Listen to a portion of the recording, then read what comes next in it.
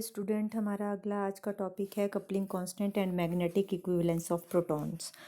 तो coupling constant में जब हमने ये पढ़ा था कि स्पिन स्पिन कपलिंग होती है दो प्रोटॉन्स की, जो विसिनल प्रोटॉन्स होते हैं उनमें स्पिन स्पिन कपलिंग होगी, या जेमिनल प्रोटॉन्स की भी कपलिंग हो सकती है, स्पिन स्पिन कपलिंग हो सकती है। तो उसकी वजह से एक जो सिग्नल है वो आपका स्प्लिट हो जाता है इनटू टू, और मतलब डबलेट में हो सकता है, ट्रिपलेट में हो सकता है, क्वाड्रेट, मल्टीप्लेट, कितने में भी स्प्लिट हो सकता है। तो जो कपलिंग कांस्टेंट होता है that is the distance between the centre of the two adjacent peaks in the multiplet. Means suppose आपके पास इस तरह से सिग्नल आ रहा है और ये स्प्लिट हुआ है इनटू डबलेट। तो जो distance between the centre of the two adjacent peak of the, ये डबलेट में हुआ ना, तो इसके सेंटर में और इसके सेंटर के बीच का जो डिस्टेंस होगा that is called coupling constant. या आप यहाँ पे देख सकते हैं, जो साइड में मैंने डायग्राम ड्रॉ किया हुआ है कि ये जो ये ट्रिपलेट है, तो ट्रिपलेट में ये है इनके सेंटर, तो इनके बीच का जो डिस्टेंस होगा that is called coupling constant and it is denoted by the letter J. ठीक है, जे बोलेंगे इसको, और जे से डिनोट करते हैं इसको, लिखते जे ए बी हैं, मतलब एक से सिग्नल आ रहा है और स्प्लिट हो रहा है बी का सिग्नल, या बी से सिग्नल आ रहा है और दूसरा स्प्लिट हो रहा है ट्रिपलेट में। तो जैसे ये वाला किस में स्प्लिट हुआ, ट्रिपलेट में स्प्लिट हुआ ना, तो 1 2 3। ठीक है, तो इन दो के सेंटर के बीच में और इन दो के सेंटर के बीच का जो डिस्टेंस होगा that is called coupling constant. ठीक है, अब डिस्टेंस, जो कपलिंग कांस्टेंट के यूनिट्स होते हैं वो हर्ट्स में ही होते हैं। किस में होते हैं? हर्ट्स में होते हैं, पीपीएम में नहीं होते हैं। ठीक है, और the value of the coupling constant जो होती है वो कांस्टेंट रहती है और वो मैग्नेटिक फील्ड के ऊपर डिपेंड नहीं करती है। जो अप्लाइड मैग्नेटिक फील्ड है ना, मतलब जैसे हमने जो डेल्टा स्केल या टाउ स्केल किए थे, मतलब केमिकल शिफ्ट जो थी वो आपकी मैग्नेटिक फील्ड के ऊपर भी डिपेंड कर रही थी, लेकिन यहाँ पे जो कपलिंग कांस्टेंट है it doesn't depend upon the magnetic field. Applied magnetic field जो होती है उसके ऊपर ये डिपेंड नहीं करता है, ये स्पिन स्पिन कपलिंग के ऊपर ही डिपेंड करेगा। ठीक है, और भी कई फैक्टर हैं, जैसे कपलिंग अगर हो रही है तो कपलिंग कितनी मतलब अच्छे तरीके से कपल हो रहा है कोई भी particular proton with the other proton, तो उनके ऊपर डिपेंड करता है। तो उसके लिए एक डाइहेड्रल एंगल होता है, डिस्टेंस होता है, ये फैक्टर्स होते हैं जिसके ऊपर वो डिपेंड करेगा। अभी हम फैक्टर्स भी करेंगे। और जो म्यूचुअली कपल्ड प्रोटॉन्स हैं they have same numerical value of the coupling constant. जैसे मान लो ये वाला आपका मॉलिक्यूल है, तो इस पूरे मॉलिक्यूल में दो तरह के प्रोटॉन हैं, एक HA प्रोटॉन्स हैं और एक HB प्रोटॉन है। ठीक है, तो अब ये देखिए, जो अभी तक हमने पढ़ा, जो HA प्रोटॉन है, ठीक है, HA प्रोटॉन जो है वो किस में स्प्लिट होगा, उसमें स्पिन स्पिन स्प्लिटिंग कितनी होगी, कितने सिग्नल में स्प्लिट होगा, ये होगा क्योंकि इसके नेबर में एक ही प्रोटॉन है, दिस वन बी, तो n+1 रूल अगर हम फॉलो करें तो 1+1 मीन्स डबलेट में। तो HA प्रोटॉन जो है वो किस में स्प्लिट हो रहा है, डबलेट में स्प्लिट हो रहा है, और ये सिग्नल और ये सिग्नल, इन दोनों के सेंटर के बीच का डिस्टेंस जो है वो 6.1 हर्ट्ज़ है। ठीक है, 6.1 हर्ट्ज़ है। तो ये वाला इसको बोलेंगे हम कि कपलिंग कांस्टेंट इसका 6.1 हर्ट्ज़ है। और जो दूसरा प्रोटॉन है बी, वो किस में, उसका सिग्नल कितने में स्प्लिट होगा, क्योंकि उसके नेबर में 2 प्रोटॉन है, तो 2+1 मीन्स ट्रिपलेट में। तो ये वाला जो HB प्रोटॉन है ये किस में स्प्लिट हो रहा है, ट्रिपलेट में हो रहा है, और इसके बीच में भी डिस्टेंस जो है, इन सिग्नल के सेंटर के बीच का डिस्टेंस जो है वो कपलिंग कांस्टेंट बोला जाएगा, जे बोल देंगे उसको, और उसकी वैल्यू भी 6.1 हर्ट्ज़ है। मीन्स जो म्यूचुअली कपल्ड प्रोटॉन्स होते हैं they have same value of the coupling constant. ठीक है, जो प्रोटॉन कपल कर रहे हैं, जैसे ये वाला प्रोटॉन इन प्रोटॉन के साथ कपल कर रहा है और ये प्रोटॉन इस प्रोटॉन के साथ कपल कर रहे हैं, तो इसके लिए जे की वैल्यू सेम होती है। ठीक है, इसके लिए जे की वैल्यू जो होती है वो सेम होती है।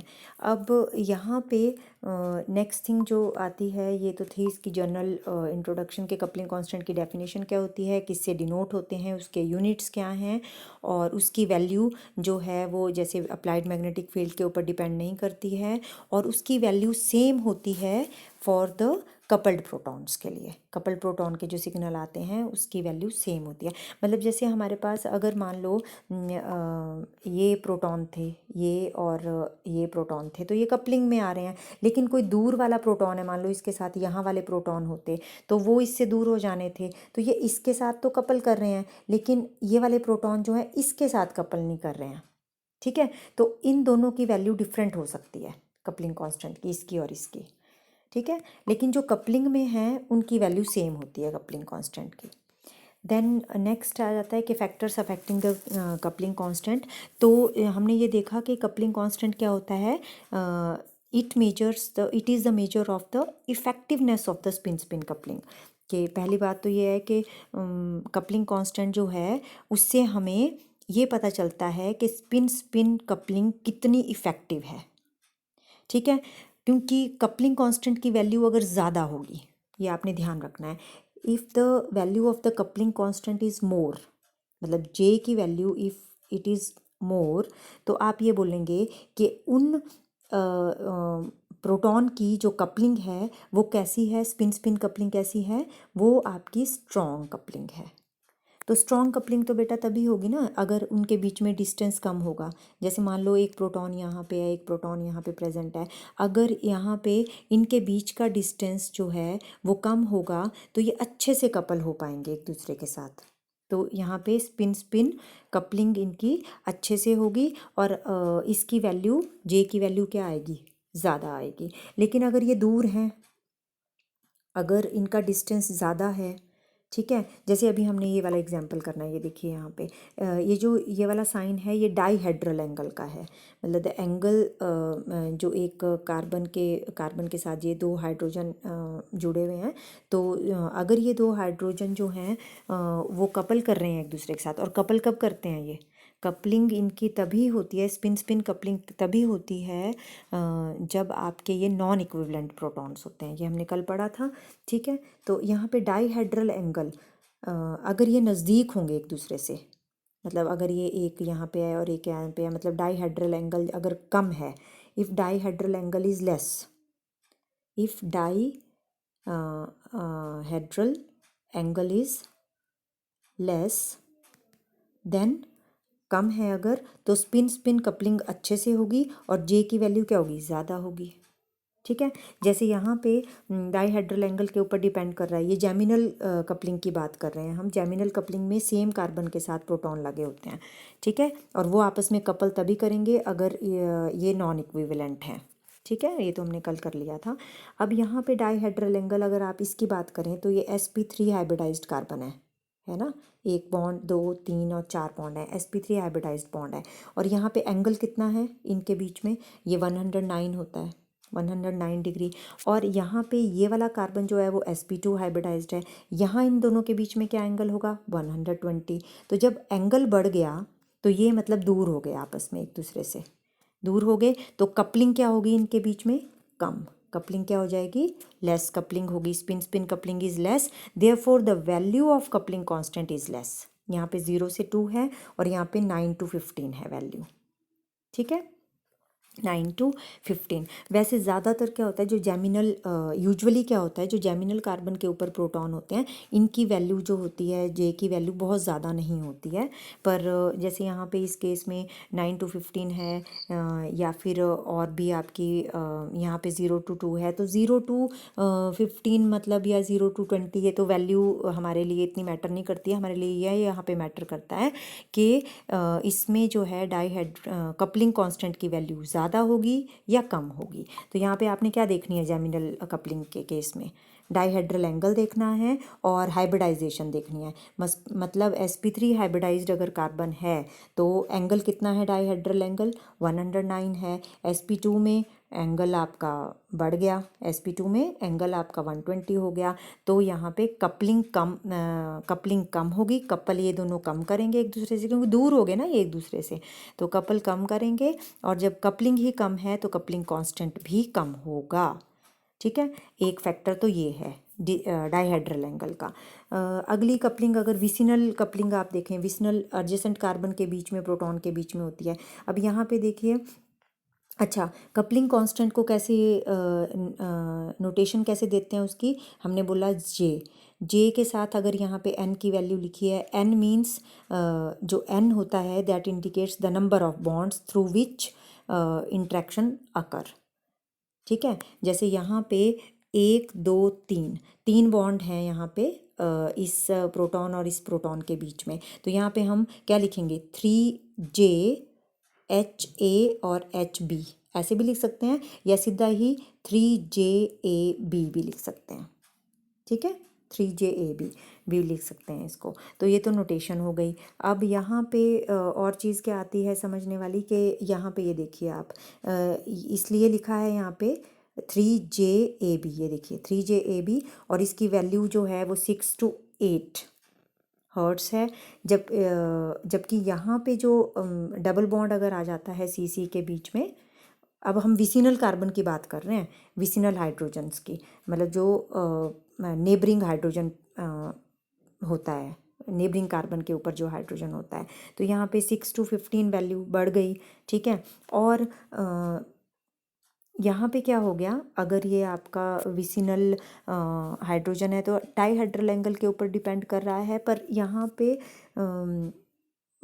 जो सिस और ट्रांस, मतलब अगर आपका ये वाला प्रोटॉन सिस वाले प्रोटॉन के साथ कपल कर रहा है, तो ये देखिए डिस्टेंस कितना है सिस वाले का, और यहाँ पे ट्रांस के साथ कर रहा है, तो आपका डिस्टेंस की अगर आप बात करें तो ट्रांस का डिस्टेंस तो ज़्यादा होता है, लेकिन कपलिंग कांस्टेंट यहाँ पे ज़्यादा है इसका, है ना।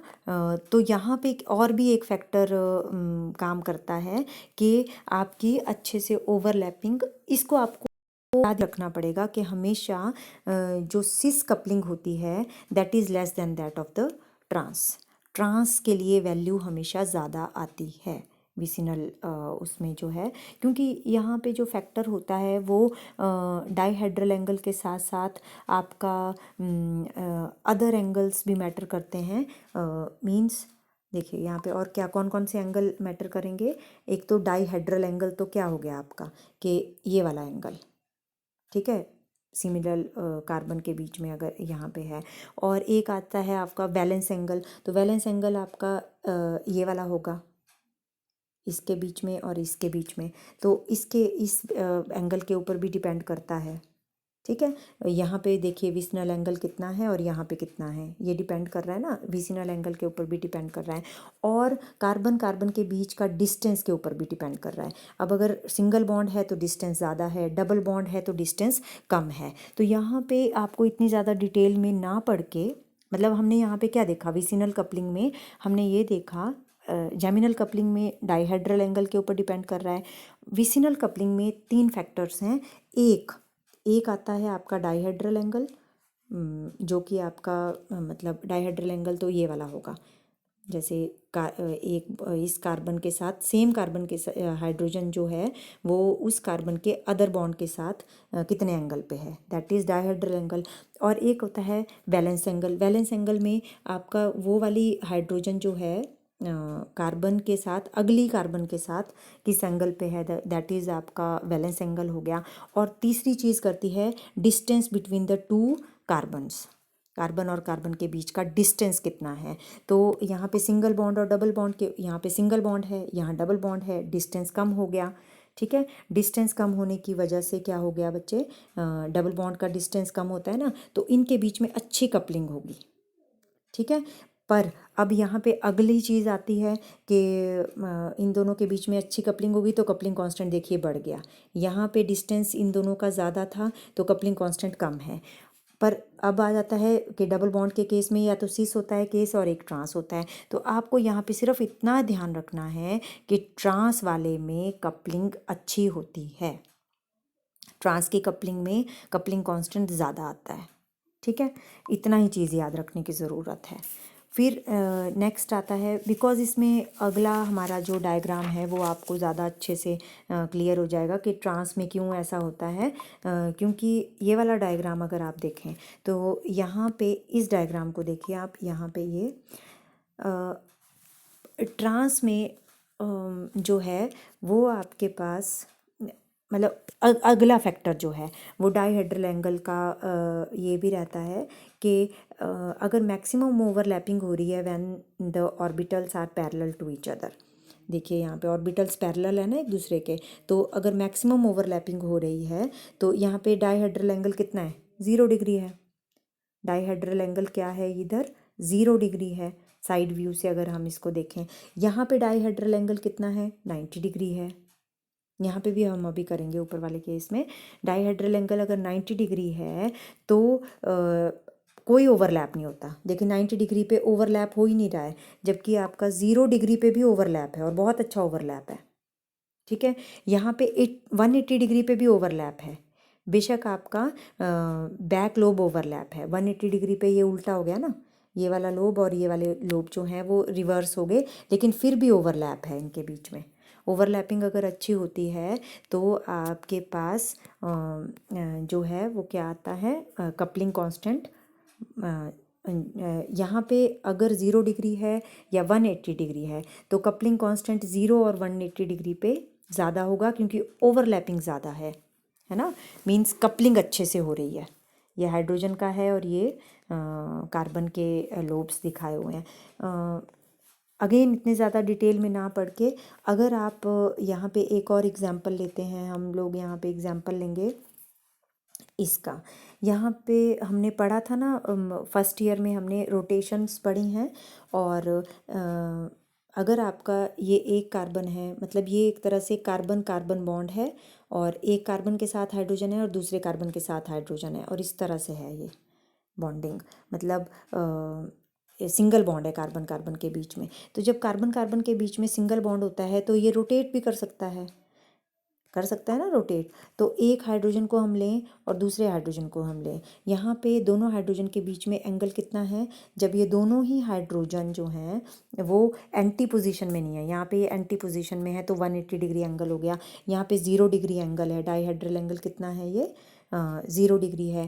तो जे की वैल्यू, क्योंकि डाइहेड्रल एंगल अगर 0 डिग्री है तो जे की वैल्यू ज़्यादा होगी, जे की वैल्यू इस केस में ज़्यादा होगी, बिकॉज यहाँ पे ओवरलैपिंग अच्छी है, मैक्सिमम ओवरलैपिंग होगी।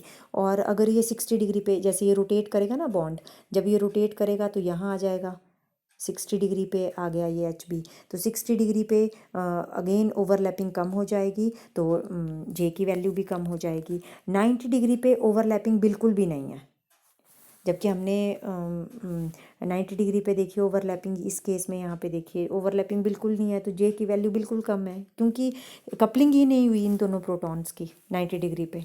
60 डिग्री पे फिर भी थोड़ी बहुत हो जाएगी, यहाँ पे बहुत ज़्यादा होगी 0 डिग्री पे, और यहाँ पे जो है 180 डिग्री पे अगेन ओवरलैपिंग होनी शुरू हो जाएगी इन दोनों की, बिकॉज ये बेशक ऑपोजिट हो गए लोग, लेकिन ओवरलैपिंग फिर भी है, तो अगेन मैक्सिमम ओवरलैपिंग। तो 0 एंड 180 डिग्री पे आपकी मैक्सिमम ओवरलैपिंग होती है और जे की वैल्यू ज़्यादा होती है, और उसमें से भी 180 डिग्री पे बहुत ज़्यादा होती है, 180 डिग्री पे बहुत ज़्यादा होती है, क्योंकि आप यहाँ देखेंगे 180 डिग्री पे जो है यहाँ पे भी ओवरलैपिंग हो रही है और यहाँ पे भी, जबकि 0 डिग्री पे यहीं पे ही ओवरलैपिंग हो रही है।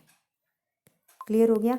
तो इसको मतलब इस कपलिंग कांस्टेंट को अब आपने इतने सारे डायग्राम और ये सब याद नहीं करने हैं, जस्ट आपको क्वेश्चन आएगा कि कपलिंग कांस्टेंट क्या होता है, कपलिंग कांस्टेंट किस किस के ऊपर डिपेंड करता है, और दूसरे अगर आपको किसी का आ गया, जैसे क्योंकि कपलिंग कांस्टेंट का जो हमारा यूज़ है वो आगे मैग्नेटिक इक्विवेलेंस में है ना, जब हम मैग्नेटिक इक्विवेलेंस ऑफ प्रोटॉन पढ़ेंगे वहाँ पे इसकी ज़्यादा इम्पोर्टेंस है।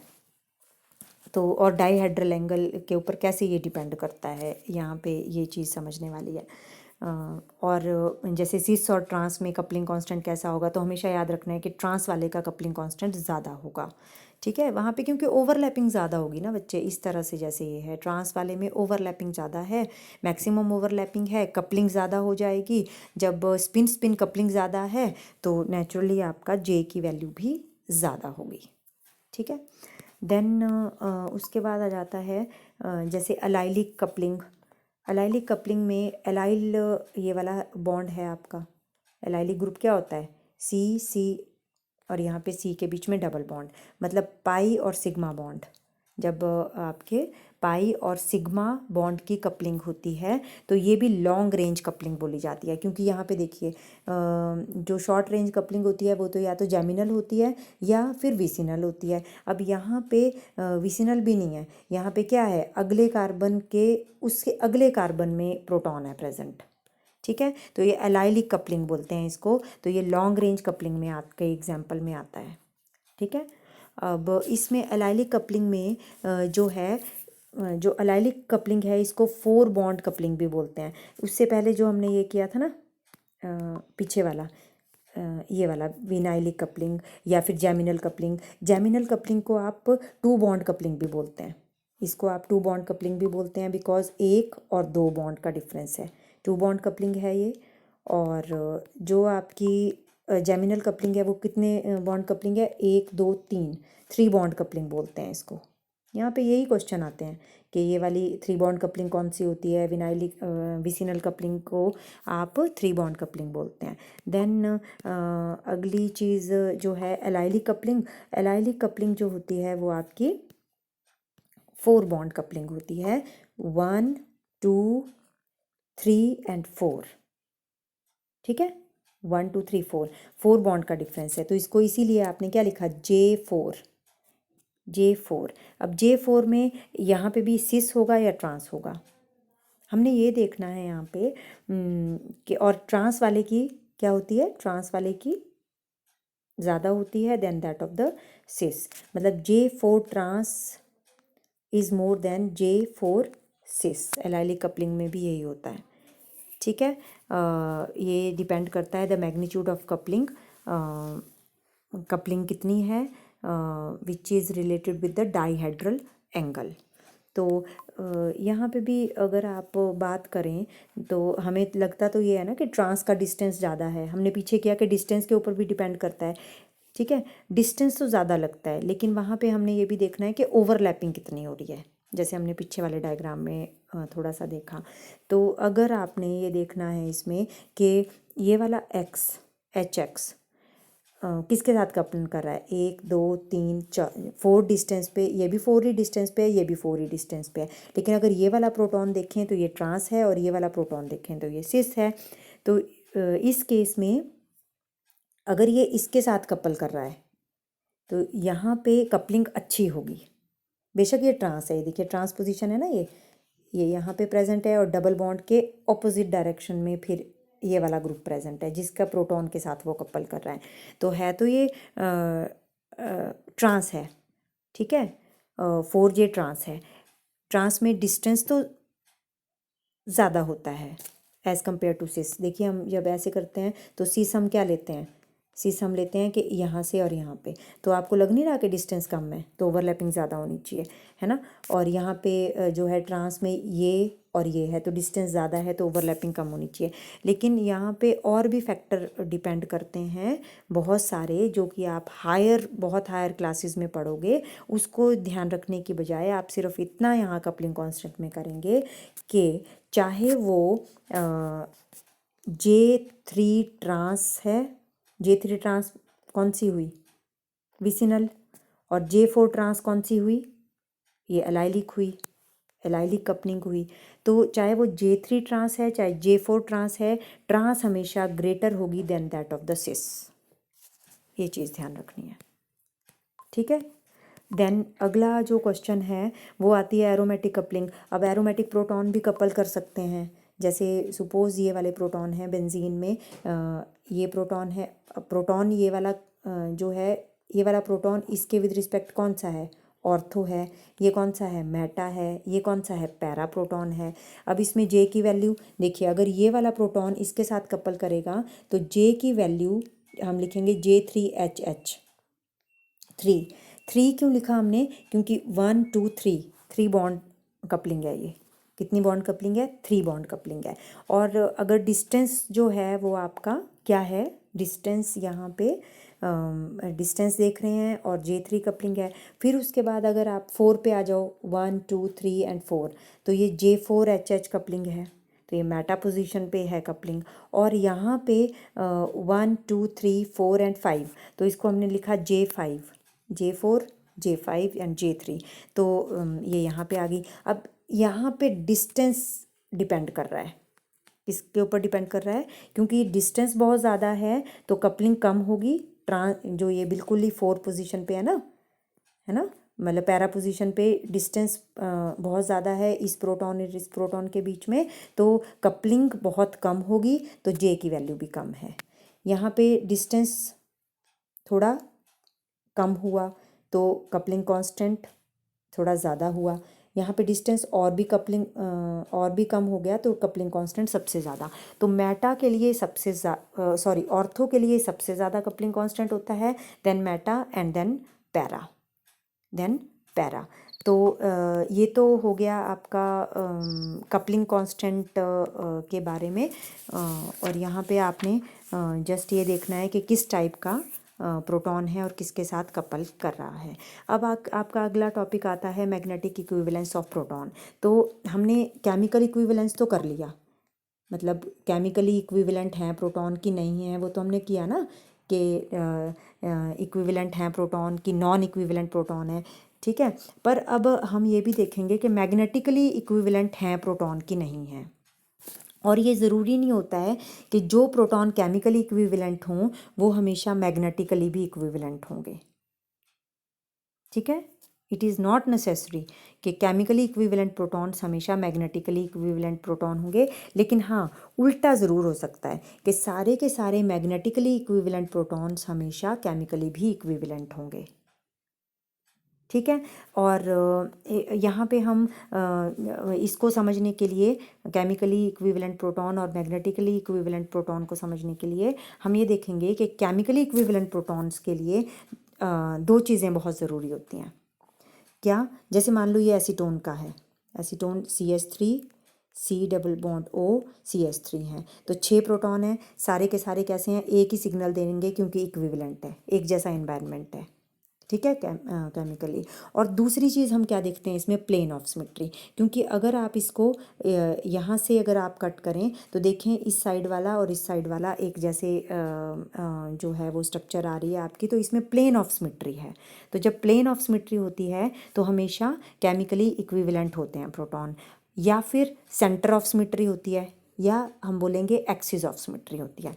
यहाँ पे क्या है, यहाँ पे भी प्लेन ऑफ सिमेट्री है, इस वाले केस में भी प्लेन ऑफ सिमेट्री है। यहाँ पे तो इवन ये रोटेट भी करेगा कार्बन कार्बन बॉन्ड, और रोटेशन के कारण अभी हमने पीछे देखा कि देखिए अब ये दो प्रोटॉन हैं, वो ये वाले दो प्रोटॉन, ये सारे के सारे इक्विवेलेंट हैं। चारों प्रोटॉन कैसे हैं, इक्विवेलेंट, क्योंकि इन दो प्रोटॉन के नेबरहुड में भी क्लोरीन और है ना, क्लोरीन और CH2Cl है, और इन दोनों के भी मतलब सारे के सारे इक्विवेलेंट हैं, और इसमें प्लेन ऑफ सिमेट्री भी है। तो प्लेन ऑफ सिमेट्री और एक्सिस ऑफ सिमेट्री अगर है तो केमिकली इक्विवेलेंट होंगे। ये कैसे होंगे, केमिकली ऑलवेज इक्विवेलेंट होंगे। एक्सिस ऑफ सिमेट्री की अगर हम बात करें तो यहाँ पे देखिए डबल बॉन्ड है तो रोटेशन तो होगी नहीं, है ना, और रोटेशन होगी नहीं। अब हमने ये देखना है कि ये वाला प्रोटॉन और ये वाला प्रोटॉन ये इक्विवेलेंट हैं कि नहीं है। ये दोनों ही केमिकली इक्विवेलेंट हैं because it has axis of symmetry. Axis of symmetry या centre of symmetry, centre of symmetry में क्या होता है कि अगर हम यहाँ से इसको सेंटर में देखें तो जब हम इस तरफ को जाएं तो भी वही ग्रुप आए, और इस तरफ को जाएं तो भी वही ग्रुप आए, और इस तरफ को जाएं तो वो ग्रुप आए, इस तरफ को जाएं तो वो ग्रुप आए, मतलब इट है सेंटर ऑफ सिमेट्री। तो सेंटर ऑफ सिमेट्री अगर है तो ये दोनों प्रोटॉन कैसे हुए, इक्विवेलेंट हुए केमिकली फ्यूमेरिक एसिड के। और ये वाला अगर आप एग्जांपल लें तो इसमें भी again plane of axis of symmetry है, एक्सिस ऑफ सिमेट्री में भी two fold axis of symmetry है कि अगर आप इसको ऐसे कट करें और फिर उसके बाद इसको ऐसे कट करें तो आप क्या देखेंगे कि जब आप इसको रोटेट करेंगे तो ये दोनों प्रोटॉन जो हैं वो केमिकली इक्विवेलेंट नज़र आएंगे। ठीक है, ये दोनों प्रोटॉन जो हैं केमिकली इक्विवेलेंट नज़र आएंगे क्योंकि इसके पड़ोस में ये सारा ग्रुप है और CH3 भी है और इसके पड़ोस में भी CH3 भी है और ये सारा ग्रुप भी है ना। तो यहाँ पे भी आपकी क्या है, एक्सिस ऑफ सिमेट्री है, एक्सिस ऑफ सिमेट्री है, प्लेन ऑफ सिमेट्री है, प्लेन ऑफ सिमेट्री है और यहाँ पे प्लेन ऑफ सिमेट्री है इस केस में। ठीक है, यहाँ से अगर आप कट करेंगे तो इस तरफ वाला प्रोटॉन और इस तरफ वाला प्रोटॉन जो है वो केमिकली इक्विवेलेंट है एक दूसरे से। ठीक है, तो ये हमने axis of symmetry, plane of symmetry first year में भी किया हुआ है। आपको यहाँ पे याद रखने की बात है कि एक्सिस ऑफ सिमेट्री अगर है या प्लेन ऑफ सिमेट्री है तो प्रोटॉन जो हैं वो केमिकली इक्विवेलेंट होंगे। तो ये जितने भी प्रोटॉन हमारे को दिख रहे हैं जिनको आपने एच करके शो किया हुआ है ये सारे केमिकली इक्विवेलेंट हैं। अब आ जाती है अगली ये वाली स्ट्रक्चर। क्या अगर आपके पास ये वाली कौन सी स्ट्रक्चर है, ये वाली स्ट्रक्चर है CH3, ये वाली स्ट्रक्चर है CH3 CH2 एंड Br। ठीक है ना, ये वाला CH3 H और H और ये CH2 अगला कार्बन और Br। अब इसमें हमने रोटेशंस पढ़ी थी फर्स्ट ईयर में। अगर आप Br के जैसे Br के ट्रांस में पहले H है, ये 3 H है ना, 3 में से Br इस कार्बन के साथ लगा हुआ है लेकिन इस Br के साथ इस वाले कार्बन में अगर एक प्रोटॉन जैसे मान लो उनको नाम कर दें हम HA HB और HC, तो अगर कभी HA उसके ट्रांस में आएगा, कभी HB उसके ट्रांस में आ रहा है, कभी HC उसके ट्रांस में आ रहा है क्योंकि यहाँ पे फ्री रोटेशन होती है कार्बन कार्बन बॉन्ड की। जब ये रोटेट करेगा और ये इस तरह से नज़र आता है कि व्हील जो है वो बहुत ज़ोर से घूम रहा है तो NMR इनको सेंस नहीं कर पाता कि HA है उसके ट्रांस में, HB है या HC है। तो यहाँ पे ये सारे तीनों के तीनों प्रोटॉन जो हैं वो केमिकली इक्विवेलेंट होते हैं, केमिकली इक्विवेलेंट होते हैं और ये तीनों के तीनों ही प्रोटॉन मैग्नेटिकली भी इक्विवेलेंट होते हैं। अदरवाइज़ अगर आप देखें, क्योंकि मैग्नेटिक इक्विवेलेंस के लिए अभी हम देखेंगे कि आपका जो कपलिंग कांस्टेंट होता है जो कि आपका distance, dihedral angle, valence angle उसके ऊपर डिपेंड करता है। ठीक है, उन सब चीज़ों के ऊपर डिपेंड करता है। तो यहाँ पे Br से अगर आप देखें तो Br से HC नज़दीक है, आप बोलेंगे यहाँ पे डाईहेड्रल एंगल का है और ये वाला दूर है। तो ये दोनों जो हैं वो क्योंकि मैग्नेटिकली इक्विवेलेंस के लिए J की वैल्यू बहुत इंपॉर्टेंट करती है कि J हमेशा सेम होना चाहिए, J हमेशा सेम होना चाहिए। और केमिकल शिफ्ट जो है अगर वो मैग्नेटिकली इक्विवेलेंट हैं तो वो आइसोक्रोनस होने चाहिए, means they have identical chemical shift, और J भी सेम होना चाहिए। तो J के लिए तो डाईहेड्रल एंगल के ऊपर डिपेंड करता है। तो अगर डाईहेड्रल एंगल आपका अलग अलग है, जैसे यहाँ से यहाँ पे डाईहेड्रल एंगल अलग है और यहाँ से यहाँ पे अलग है, तो आप बोलेंगे ये तो मैग्नेटिकली नॉन इक्विवेलेंट हुए प्रोटॉन। लेकिन नहीं, बिकॉज यहाँ पे फ्री रोटेशन है कार्बन और कार्बन के बीच में, तो जो प्रोटॉन है वो कभी HC भी इसके ट्रांस में आ सकता है और HA इसके पड़ोस में आ सकता है। तो ये सेंस नहीं कर पाता NMR। तो ये सारे के सारे प्रोटॉन जो हैं वो मैग्नेटिकली भी और केमिकली भी इक्विवेलेंट हैं। ठीक है, एक ये चीज़ है इसमें समझने वाली। और अगली जो स्लाइड है, अब यहाँ पे अब यहाँ पे एक छोटी सी मैंने स्लाइड बनाई हुई है कि मैग्नेटिक इक्विवेलेंस प्रोटॉन के लिए 2 स्ट्रिक्ट रिक्वायरमेंट होनी चाहिए। ये इक्विवेलेंस की बात कर रही हूँ मैं। इक्विवेलेंस के लिए हमने बोला कि आइसोक्रोनस होना चाहिए, मींस आइडेंटिकल केमिकल शिफ्ट होनी चाहिए। केमिकल शिफ्ट जो है इक्विवेलेंट प्रोटॉन के लिए सेम होनी चाहिए। जैसे अभी हमने किया ना CH3, तो CH3 CH2 और Br, तो यहाँ पे A तरह के प्रोटॉन है और B तरह के, 2 तरह का इन्वायरमेंट है। तो इसके लिए एक केमिकल शिफ्ट होगी और इसके लिए एक केमिकल शिफ्ट होगी, मींस ये सारे प्रोटॉन आइसोक्रोनस हैं और ये दोनों प्रोटॉन आइसोक्रोनस हैं सेम केमिकल शिफ्ट के साथ। तो मैग्नेटिकली इक्विवेलेंस के लिए भी आइसोक्रोनस होने चाहिए। ठीक है, मैग्नेटिकल इक्विवेलेंस के लिए आइसोक्रोनस तो होनी चाहिए, पर साथ साथ आपके पास वो होनी चाहिए कपलिंग कांस्टेंट की वैल्यू जे की वैल्यू जो होती है उनके लिए सेम होनी चाहिए। तो जे की वैल्यू सेम होनी चाहिए मीन्स वो तो जे की वैल्यू तो किस किस के ऊपर डिपेंड करती है, जे की वैल्यू आपकी डाइहेड्रल एंगल के ऊपर डिपेंड करेगी, फिर आपकी वैलेंस एंगल के ऊपर डिपेंड करेगी थीटा के ऊपर, and then distance between the two carbons के ऊपर डिपेंड करेगी, और इवन आपकी ऑर्थो मेटा एंड पैरा के ऊपर डिपेंड करेगी, ortho Meta and para position के ऊपर डिपेंड करेगी जे की वैल्यू। तो इन सब चीज़ों के ऊपर डिपेंड करेगी। और जे की वैल्यू अगर अलग आ जाती है, मतलब जे की वैल्यू अलग कब होगी, जैसे अगर J3 लिख दिया हमने, है ना, या J2 लिखा, तो ये वैल्यू अलग हुई। यहाँ पे 2 बॉन्ड डिफरेंस था, यहाँ पे 3 बॉन्ड डिफरेंट था, तो वो वैल्यू अलग हो जाएगी जे की वैल्यू, है ना। और डिस्टेंस के ऊपर डिपेंड करती है जे की वैल्यू। हमने बोला कि जे की वैल्यू अगर डिस्टेंस ज़्यादा है, डिस्टेंस अगर ज़्यादा है तो जे की वैल्यू आपकी कम हो जाएगी, ठीक है। और यहाँ पे एक चीज़ और, मैंने एक लाइन को बहुत ही बोल्ड तरीके से लिखा है कि it is possible for the nuclei to be chemically equivalent but magnetically non equivalent. मतलब ये ज़रूर हो सकता है कि प्रोटॉन आपको केमिकली तो इक्विवेलेंट दिखें, केमिकली इक्विवेलेंट के लिए एक्सिस होनी चाहिए, पर ये ज़रूरी नहीं है कि वो मैग्नेटिकली भी इक्विवेलेंट हों, मैग्नेटिकली वो नॉन इक्विवेलेंट हो सकते हैं। आगे हम कुछ एग्जाम्पल लेंगे, जैसे सपोज ये वाला है। अब यहाँ पे इस वाले केस में ortho and para di substituted benzene हम ले रहे हैं, डाई सब्सटीट्यूटेड बेंजीन ले रहे हैं। जब तो मोनो सब्सटीट्यूटेड था तो वो अलग चीज़ आ जाती है, पर अगर डाई सब्सटीट्यूटेड है मतलब आपने दो हाइड्रोजन को रिप्लेस कर दिया है एक्स से, कोई भी सब्सटीट्यूएंट है उनको रिप्लेस कर दिया है। अब ये ऑर्थो सब्सटीट्यूशन है, ऑर्थो डाई सब्सटीट्यूशन। अब डाई सब्सटीट्यूशन अगर ऑर्थो है तो ऑर्थो पोजीशन पे यहाँ पे अगर हमने ये देखना है ये सारे के प्रोटॉन 1 2 3 और 4 ये कैसे हैं, ठीक है, ये केमिकली इक्विवेलेंट हैं, मैग्नेटिकली इक्विवेलेंट हैं या कैसे हैं।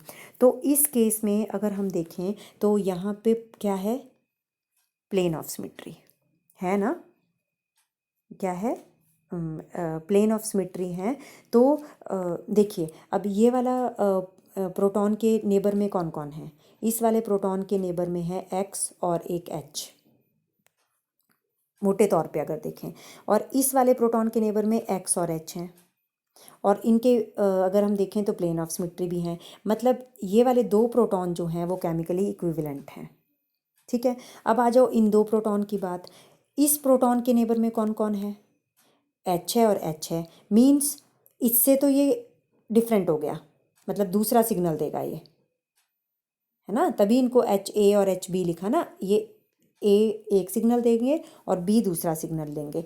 और ये वाले प्रोटॉन के, इस वाले प्रोटॉन के नेबर में भी क्या है, H और H है, H और H है।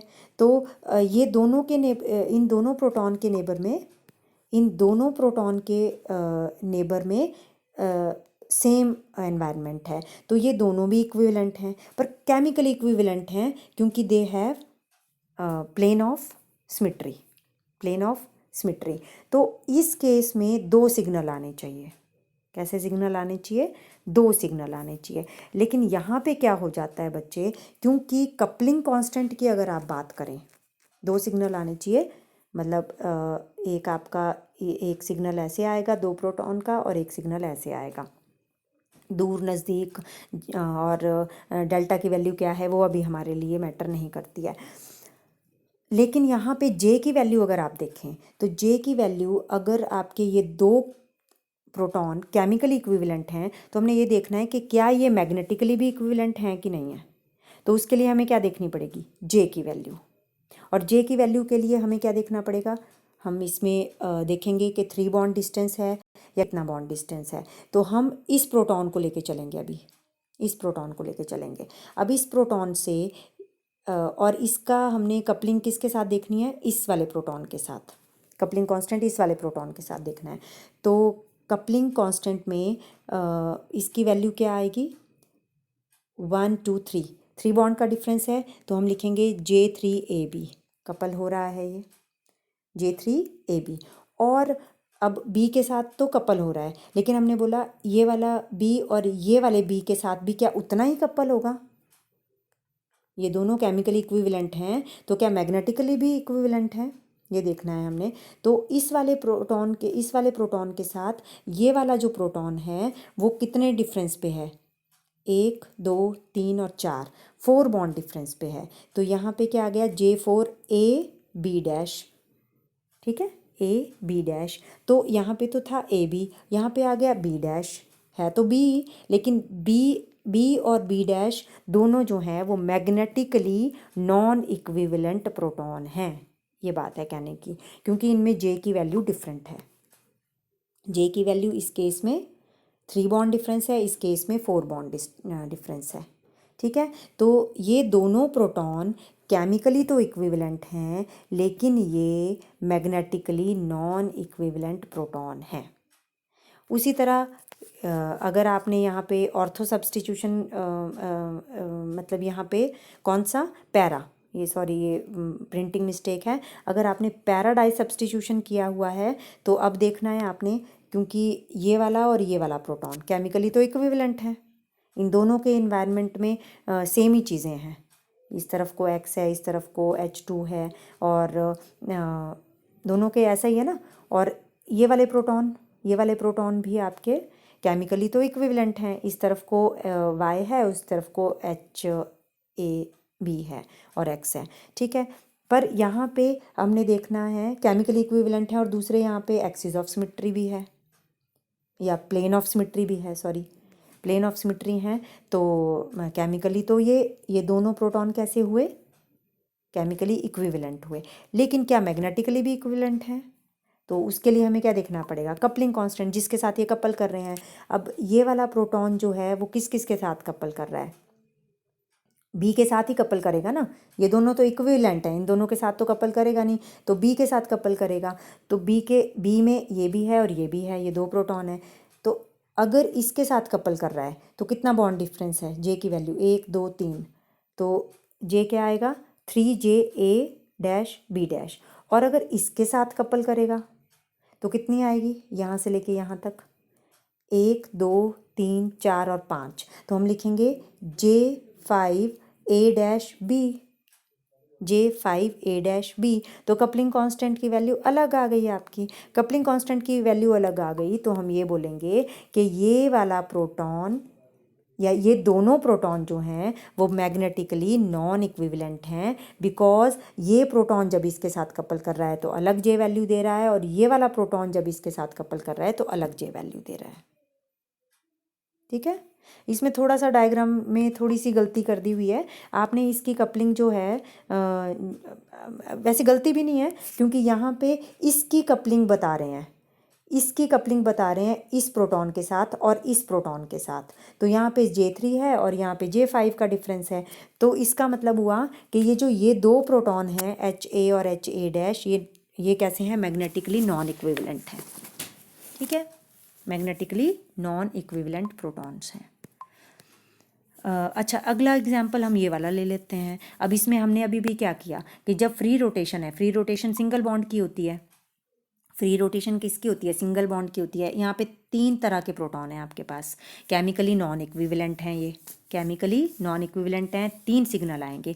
क्या ये मैग्नेटिकली भी नॉन इक्विवेलेंट हैं, मतलब आपके अगर आप AB कर दें, इन प्रोटॉन्स को क्या लिखते हैं, हमने ये वाली रोटेशन देखनी है इस बॉन्ड की, किस बॉन्ड की, इस बॉन्ड की रोटेशन देखनी है। देखिए यहाँ पे ये वाला एक कार्बन और उसके साथ क्या लगा हुआ है, एक HA लगा हुआ है, HA- लगा हुआ है, ठीक है। इस वाले कार्बन के साथ HA, HA- और Cl लगा हुआ है। सपोज़ A और A- को हम अलग अलग कर देते हैं, फिर हमने देखना है। और इस वाले कार्बन के साथ कौन कौन लगा हुआ है, एक CH3 लगा हुआ है, ठीक है, और 2 H लगे हुए हैं, 2 H लगे हुए हैं, और ये पूरा ग्रुप लगा हुआ है, ठीक है। और इनको हमने HB और HB कर दिया। अब हमने ये बताना है कि ये दोनों प्रोटॉन क्या केमिकली और मैग्नेटिकली इक्विवेलेंट हैं। तो उसके लिए हमने क्या देखना है, उसके लिए पहले तो हमने ये देखना है कि अगर प्लेन ऑफ सिमेट्री है तो केमिकली तो इक्विवेलेंट है, प्लेन ऑफ सिमेट्री है। लेकिन मैग्नेटिकली के लिए हम ये देखते हैं ना जे की वैल्यू के लिए इस प्रोटॉन को पहले हम इसके साथ कपल करेंगे और फिर इस प्रोटॉन को इसके साथ कपल करेंगे। लेकिन यहाँ पे ड्यू टू फ्री रोटेशन क्योंकि फ्री रोटेशन हो रही है, तो फ्री रोटेशन की वजह से ये केमिकली और मैग्नेटिकली नॉन इक्विवेलेंट आते हैं। ठीक है, डबल बॉन्ड होता तो अलग चीज़ होती, लेकिन because of the free rotation between carbon and carbon bond, तो ये जो है मैग्नेटिकली भी इक्विवेलेंट है, केमिकली भी इक्विवेलेंट है। लेकिन यहाँ पे एक लाइन मैंने और लिखी हुई है कि if the conformation is locked, मतलब अगर आप इसकी रोटेशन को बंद कर दें कि ये वाला बॉन्ड बीच में रोटेट नहीं कर रहा है, तो इसकी रोटेशन कब बंद हो जाती है बच्चे? अगर आप टेम्परेचर बहुत लो कर दें, -80 डिग्री सेल्सियस पे अगर आप टेम्परेचर कर दें तो रोटेशन होनी बंद हो जाती है। तो अगर आपने लॉक कर दी तो ये वाले प्रोटॉन जो हैं वो मैग्नेटिकली नॉन इक्विवेलेंट हो जाते हैं। ये प्रोटॉन मैग्नेटिकली नॉन इक्विवेलेंट हो जाते हैं, क्योंकि फिर इस प्रोटॉन का डिस्टेंस इससे और इस प्रोटॉन का डिस्टेंस इससे जे की वैल्यू फ़र्क हो जाती है। तो ये क्वेश्चन कई बार आ जाता है, वैसे तो आता हायर लेवल पे ही है, आपके लेवल पे तो आता नहीं है, पर फिर भी क्योंकि मैग्नेटिक इक्विवेलेंस है आपके सिलेबस में, तो ये आ जाता है कि कार्बन कार्बन के बीच में फ्री रोटेशन है, ये वाला एग्जांपल पूछ लेंगे। फ्री रोटेशन अगर हो रही है तो मैग्नेटिकली और chemically non equivalent, sorry equivalent होंगे। लेकिन अगर आपकी लॉक कर दी जाए, टेम्परेचर लो करके लॉक कर दी जाए रोटेशन, तो आपके ये मैग्नेटिकली, केमिकली तो इक्विवेलेंट होंगे लेकिन मैग्नेटिकली नॉन इक्विवेलेंट हो जाते हैं। ठीक है, अगली चीज़ आ जाती है, अगर हम ये वाला एग्जांपल लें, अब एग्जांपल तो बहुत सारे हैं स्टूडेंट्स, अब इसमें जो है कपलिंग जो है इस प्रोटॉन की F के साथ कर दी हुई है, जबकि हमने तो बोला कि कपलिंग हमेशा किसके साथ होती है? H के साथ ही होती है। F के साथ इसलिए किया है क्योंकि F के लिए भी 9 होता है इसका एटॉमिक नंबर, और I की वैल्यू क्या होती है? हाफ ही होती है ना। और हमने बोला था कि I की वैल्यू अगर 0 से ज़्यादा हो तो आपकी कपलिंग हो सकती है।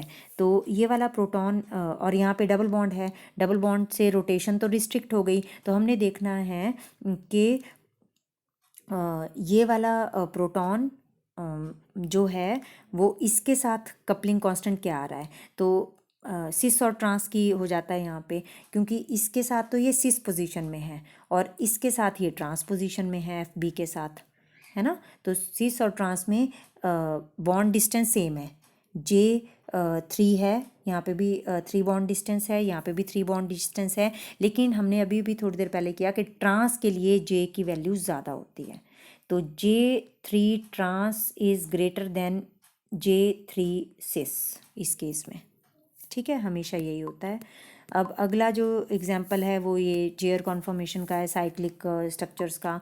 तो इसमें भी हम लोग ये देखते हैं कि जो एक्सियल और इक्विटोरियल बॉन्ड होते हैं उसमें चेयर इंटर कन्वर्शंस हो सकती हैं, है ना। फ्लिपिंग बोलते हैं ना इसको, हमने फर्स्ट ईयर में पढ़ा हुआ है। तो फ्लिपिंग के कारण एक्सियल बॉन्ड जो है वो इक्विटोरियल बन जाएगा और इक्विटोरियल बॉन्ड जो है वो एक्सियल बन जाएगा, है ना।